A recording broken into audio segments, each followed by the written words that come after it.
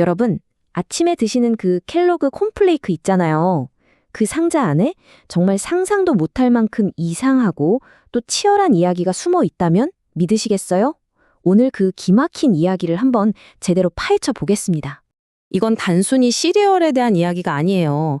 한 명은 시대를 앞서간 천재 의사였고, 다른 한 명은 그 형의 그늘에 가려져 있던 야심만만한 동생이었죠. 바로 이 두 형제의 갈등이 놀랍게도 오늘날 우리의 아침 식탁을 완전히 바꿔놓았습니다. 자, 이야기는 1900세기 말 미국 미시건으로 거슬러 올라갑니다. 거기에 배틀크릭 요양원이라는 곳이 있었는데 이게 그냥 평범한 요양원이 아니었어요. 당시 전 세계적으로 엄청나게 유명한 곳이었거든요. 그리고 그 중심에는 정말 똑똑했지만 동시에 아주 기이했던 인물 존 하비 켈로그 박사가 있었습니다. 아니, 어느 정도였냐면요. 헨리 포드, 토머스 에디슨 이런 당대 최고의 부자들과 유명인사들이 바로 이 요양원으로 몰려들었어요. 도대체 왜 그랬을까요? 바로 켈로그 박사가 주장한 생물학적 생활이라는 독특한 건강 철학 때문이었죠. 쉽게 말하자면 그의 종교적인 신념을 바탕으로 한 아주 엄격한 채식주의와 금욕적인 생활 방식이었습니다. 그런데 이 박사의 치료법들이 정말 상상을 초월했습니다.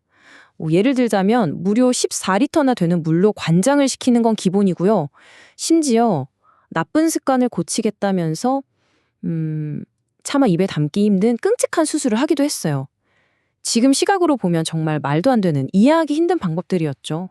정말 아이러니하게도 바로 이렇게 기묘한 건강요법의 세계에서 오늘날 우리에게 너무나도 친숙한 그 음식이 탄생하게 됩니다.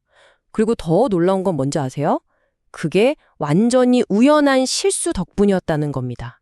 때는 1898년이었어요. 요양원 주방에서 누군가 밀가루 반죽을 만들어 놓고 아차! 하고 까먹은 거예요. 그렇게 하룻밤을 꼬박지샜죠.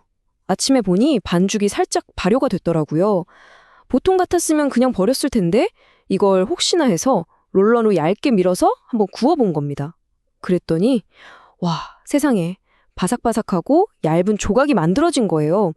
이게 바로 인류 최초의 플레이크였습니다. 이 신기한 음식, 환자들 사이에서 반응이 꽤 괜찮았어요. 이거 먹을 만한데? 싶었던 거죠. 하지만 여기서 진짜 돈 냄새를 맡은 사람은 따로 있었습니다. 바로 형 밑에서 요양원 살림을 도맡아 하던 동생 윌 켈로그였어요. 자, 보세요.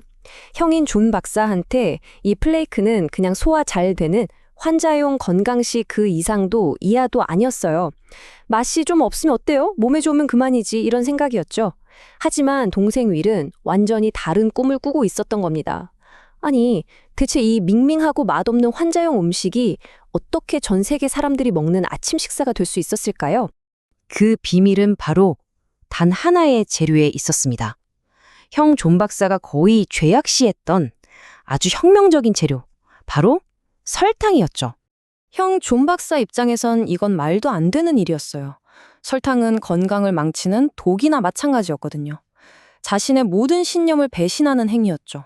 하지만 평생을 유능한 형의 그늘 밑에서 무시당하며 살아온 동생 윌에게 이 설탕은 바로 성공과 독립으로 가는 황금 열쇠였습니다.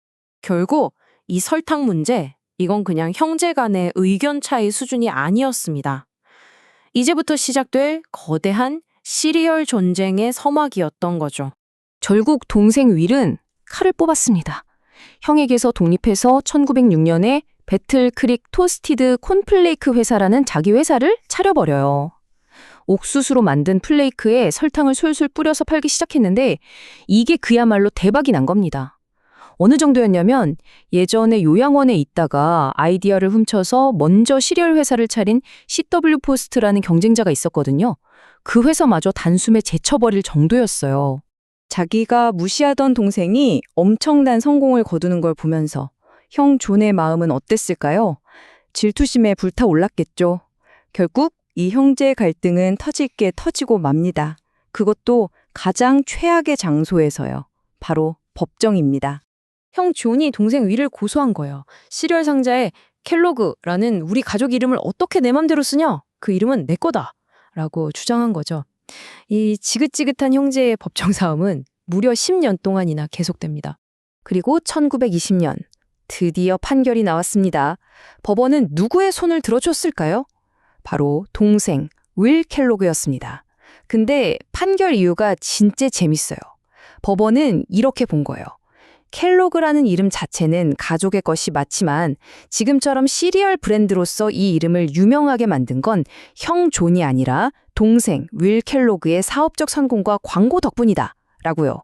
사실상 동생의 노력을 인정해 준 거죠. 이렇게 법정 싸움에서 이긴 윌 켈로그는 마침내 자신의 이름을 당당하게 내걸고 사업을 할 수 있게 됐고 우리가 지금 알고 있는 바로 그 세계적인 식품 제국 켈로그를 만들어냅니다. 결과적으로 보면 두 형제는 정말 다른 방식으로 역사에 자신의 이름을 새긴 셈이에요. 동생 윌은 세계에서 가장 유명한 브랜드 중 하나를 만든 위대한 사업가로 남았고 형 존은 글쎄요, 시대를 앞서간 건강 전문가이면서도 동시에 좀 위험하고 기괴한 괴짜 의사라는 아주 복잡한 평가를 받게 됐죠. 자, 그래서 이 이야기는 결국 우리에게 이런 질문을 던지는 것 같아요. 여러분, 다음에 아침으로 시리얼 한 그릇 드실 때 한번 생각해 보세요. 지금 내가 먹고 있는 이 바삭한 콘플레이크 한 조각은 과연 누구의 승리일까? 오직 건강만을 외쳤던 꾀짜 의사의 집념일까요? 아니면 성공을 향해 돌진했던 동생의 뜨거운 야망일까요? 어쩌면 그 한 그릇에 이 스디슨 형제 전쟁의 모든 맛이 담겨 있는 건 아닐까요?